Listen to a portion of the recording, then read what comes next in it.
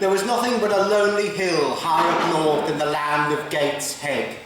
And the great god Gormley did ascend northward to look upon the hill and did say, you know, I think it needs something.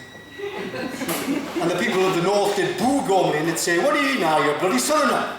And Gormley did admire the pluck of these northerners and did say, I shall make an angel to look after the proud people of the north. It shall celebrate their industrial past and embrace their brave new future. And the people did say, go and make your poncy arty farty sculpture somewhere else. But Gormley was not swayed by their cries and did sent southward to scribble in his notebook, and then did return with his favourite scribble and did say, what do you think of that? And the people did say, rubbish. And Gormley did say, well, it'll look much better when it's big and far away. And the people did say, so will you. And Gormley did blow a raspberry, say, touché, and descended into Hartlepool, and had asked the big men of Hartlepool to look upon his scribble, and could they build it but really big? And they did look upon the scribble and did say, aye, it'll look hellish that like.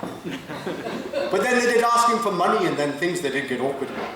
So Gormley journeyed to Camelot and did ask the King of Camelot to give him £1 million, and the King of Camelot did agree, provided Gormley buy 3 scratch cards and a lucky dip. And Gormley did return to Hartlepool, having won only a tenner, and gave the big men their £1 million, and they did say, crushed him.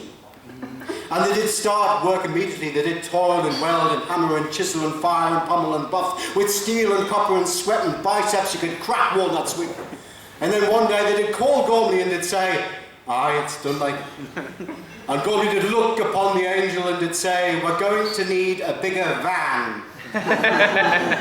And so they did hire a whole fleet of vans that did slowly ascend the mythical highway known as the A1 brackets M.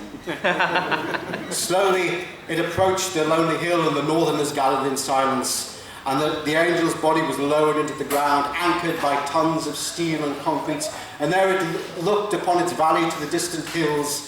And then they did ring the bell for lunch, and the men did have chips in a scotty. And then another bell did ring, and finally an angel got its wings, 45 metres long, embracing its new parents, the people of the north. And the people did look upon the face of the angel, a featureless face, embracing every emotion their imaginations could plaster on it, and did say, aye, gun on them.